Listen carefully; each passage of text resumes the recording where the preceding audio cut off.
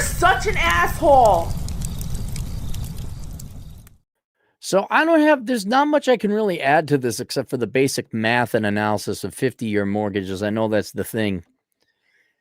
Alan writes, Cappy, what would the price be to get a video regarding the proposed 50-year mortgage option for young home buyers? And that's it. And there really isn't much to say. So let me explain to it first for everyone out there who may not, have your degree in finance. You pay for houses with the mortgage, meaning a loan, unless you have cash. And the default length of the loan was 30 years. And mortgage is just a loan. I don't know why they call it. I guess you mortgage your house.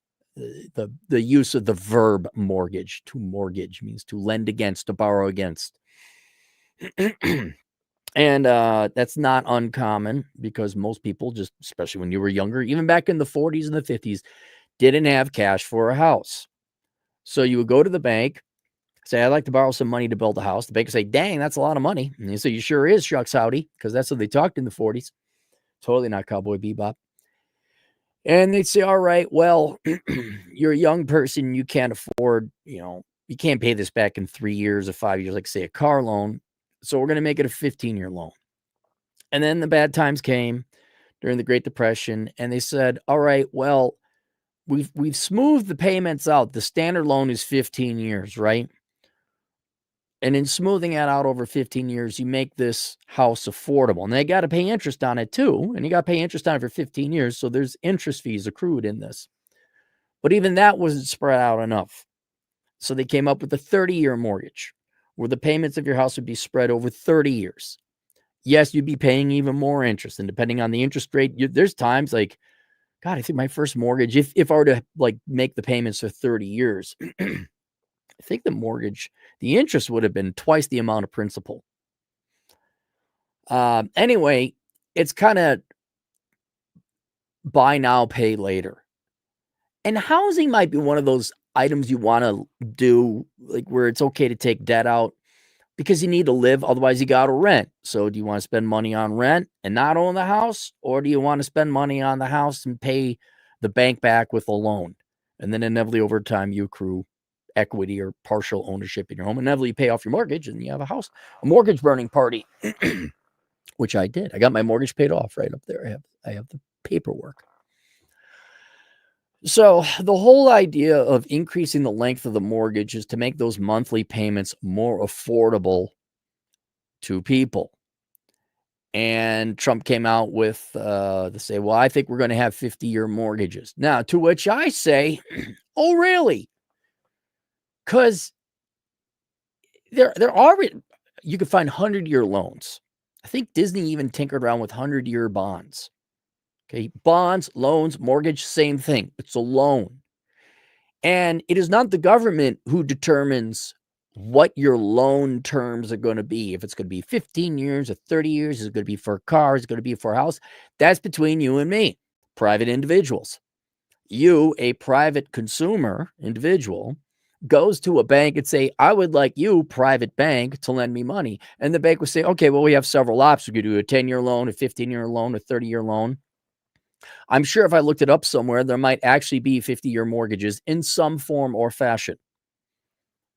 It is the government doesn't lend money. Banks do.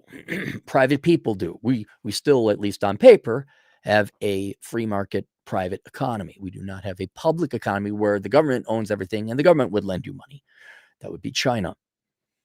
I even think they still lend, even though it's state-owned enterprises. Anyway, the point is, it's not up to the government to determine whether I, Aaron Clary, decide to take my money and lend it to you at 50 years. If I want to lend my money out at 50 years at 5% interest, I can do it. It's my fucking money. What Trump might be talking about is that because the mortgage industry is very regulated, the government may need to approve 50-year mortgages. Or if it wants to fall under a federal housing, FHA, Federal Housing Authority, I think it is, where it would qualify and meet certain standards. Then if you meet government lending standards on different mortgage products, whether it's a 15, 30, or 50-year, then that would be an investable asset that could be resold and traded and packaged among investors and investment banks. not here nor there. I'm just pointing out that the rates and the amount of money that would be available for 50-year mortgages is going to be 100% dependent upon how many investors or people, banks and institutions, are willing to lend out money for 50 years.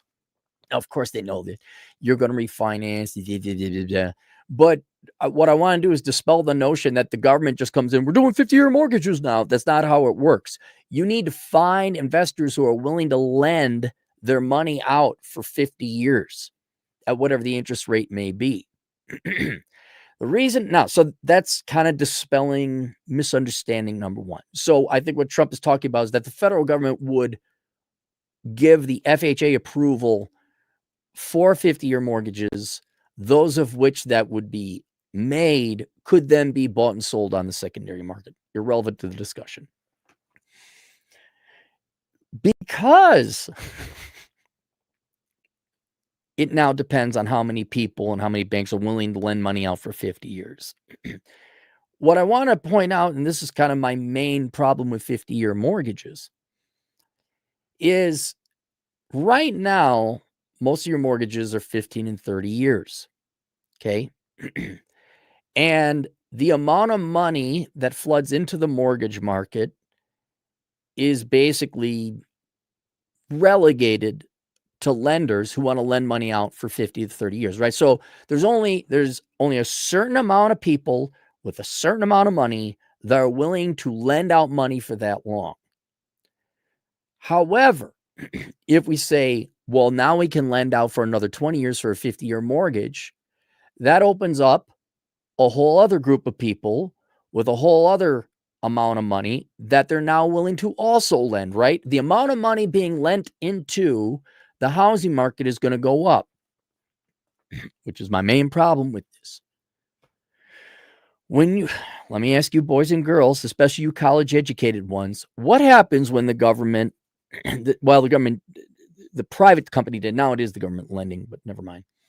What happens when the government lends $600 billion every year for student loans? What happens? Probably $700 billion now, maybe $800 billion. What happens? Let's say you were lending $500 billion a year into student loans. Now you lend a full $1 trillion a year for student loans. What happens? That's right. Tuition goes up. I wonder if we should just stop with student loans and if tuition would come down. The reason tuition keeps going up is because we keep lending more and more money into it. And then tuition goes up. People think, oh my God, young people need help. Oh, the government will lend more money then. It's like, that's the problem. That's what's driving up tuition, is you are flooding the market with all these lendable student loan dollars, which drives up the cost of a tuition. It's the same thing with any market, including housing. Now, as a free market guy, I don't give a shit if Bobby wants to lend you $250,000 for 50 years at 3% interest and you're willing to sign, I don't care. It's his money. He can do what he wants. But if we open up now another traditional federally approved 50-year mortgage that institutional investors can lend on, now we're going to flood the housing market with more money. And I have a question. I have a question for you. Did you increase the amount of houses being built? No, you didn't, did you? I mean, yeah, they're building more houses. All you did was increase the amount of money flooding this market. And over time, all this is going to do is increase the price of houses. Again, free market, you want to lend out for 50 years. I don't know why you would, but you want to lend out for 50 years, fine. Go ahead. But all you're doing is flooding the market with more money, which will drive up the prices. Now, what that means is that you are going to pay more in interest over the life of the loan because you're going to pay for a higher price, but that'll be spread out over 50 years. So you'd be paying even more interest than you would under a 30 or a 15. And whereas the monthly payment will probably go down by a couple $100 depending on the original price of the home and interest rates and all that, long term, you're going to spend your whole damn life. If you were to hold this, like you get a mortgage at 20, which is ridiculous. No one gets a mortgage at 20. You'll be 70 by the time it's paid off. The only way I think this is a good thing is if it allows you to get into a house, making it more affordable, especially for younger people, but then you make some aggressive added principal payments to shorten the amount and length of time of the mortgage. So, like, you can get a 30-year mortgage, and this is what I did. I got a 30-year mortgage, but the first thing I would do, especially first year, is I would be throwing as much money, extra principal, into paying down that mortgage balance as possible. And again, it depends on the interest rate and amortization and all. But if you, depending on how much you pay off, if I think it's, when I did it, if you made an extra, just one extra principal payment shaved off, like, was it 3 years? I want to say it was multiple years of the mortgage. And this is basically getting the power of compound interest or compound math, exponential math to work for you.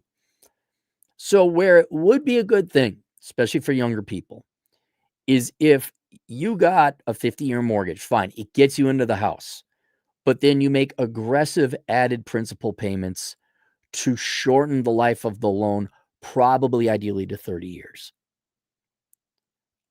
It's hard. This is the wandering in the desert point. This is where you do your 80 to 100-hour work weeks.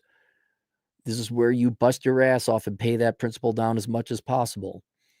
I could see it then working, because then you're not on the hook for 50 years of interest payments. You're only on the hook for 30 or whatever you bring that effective loan balance down to. But generally, no. The solution, this is not a solution. This treated the problem. It did not solve the problem. The solution is young people and some old people need to stop majoring in fucking college and go and become carpenters. The solution is more housing. It would really help in your understanding of the economy to remove money and finance and money. And we take money here and we put it over. No, knock it off. How many houses are there? How many people are there? There you go. That's it. Supply and demand. Oh, did you flood the economy and the nation with 50 million legal and illegal immigrants?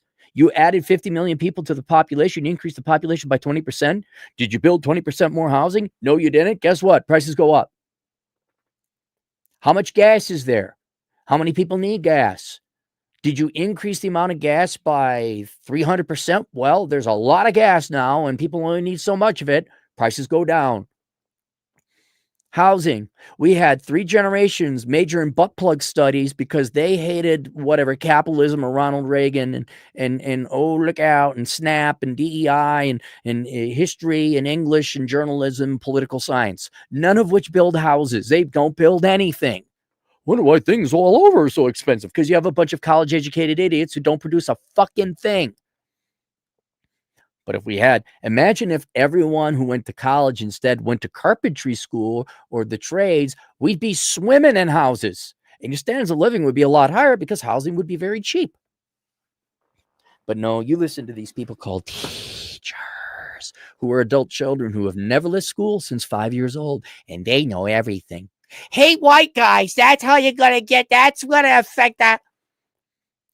Same thing, if you were wondering, it's the same thing with rent control. Right?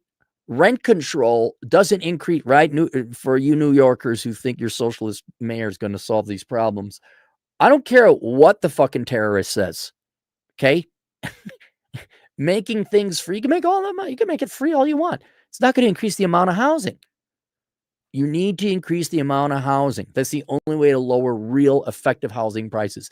This just makes houses more expensive, but enslaves you for 20 years more than the standard 30-year mortgage does. That's it. Link below, I have my book, Behind the Housing Crisis, or Behind the Housing Crash. Sorry. It's my first book, wrote in 2008. You might find it interesting. Raymond, thoughts and minds, $10. Honestly, if you're ever going to pay it off, how is it different than renting anymore? If you're never going to pay, right? Yeah, no, I mean, if you never, and that's the whole point. I pay the bank. You're really just renting it from the bank at that time. You're never going to own it. Which is why if you ever kind of go through any of my finance courses or books or whatever, I talk about why it's stupid to buy multiple houses if you're just going to keep moving. This is why there should be no houses in New York State, not New York City, New York State, including New York State, because you all moved to Florida anyway. New York, the entire state should just be flat land. with no structures, maybe some tents, okay? And then there's no reason for you to build houses there because you all go to Florida anyway. So don't bother with it. It's expensive. Raymond, thoughts and minds again. Please, if you will please kindly subscribe to him. $5. Been in my place 1.5 years and already paid 20-year note down to 14. Outstanding. Outstanding. Raymond, thoughts and minds, $5. By the way, REO foreclosures are being held by banks. They're not liquidating them. REO foreclosure, you mean other real estate owned? One of my banks are holding on to it. First property failed a foreclosure auction is being taken back and owned by the bank or lender. Oh yeah, that's bad for the banks. That means they couldn't sell it. They're not liquidating because no one wants to buy them because the banks lent out way too much on them, and the bank's like, "Well, I need to make $300,000." People looking like, "I'm only going to pay $150,000 for it." When I was in banking, especially in Wyoming, we were sitting on a large portfolio of not only other real estate owned REO, but other forms of collateral. And I kept like, are we going to liquidate this? Are we going to sell this? Like, we got to get rid of this shit. We got to maintain it. And I can't, please, Wyoming bankers I work with, you guys are so dumb and so low IQ. They would never I'm like, guys, I could tell you stories. Go read my book, Behind the Housing Crash. You guys will love it. Fuzz Brains, $5, 50-year mortgage. Normies will own nothing and be happy. I'll tell you can avoid this whole thing by becoming a carpenter yourself, just building your own damn house, or finding like Quonset huts or prefabbed homes or some kind of cheap. You just need lodging. You need land and lodging. That's it. You don't need these fancy homes that are made by home builders. You need a place to sleep that is clean and dry and warm and cold. That's it. All right. See you guys later, Toodles.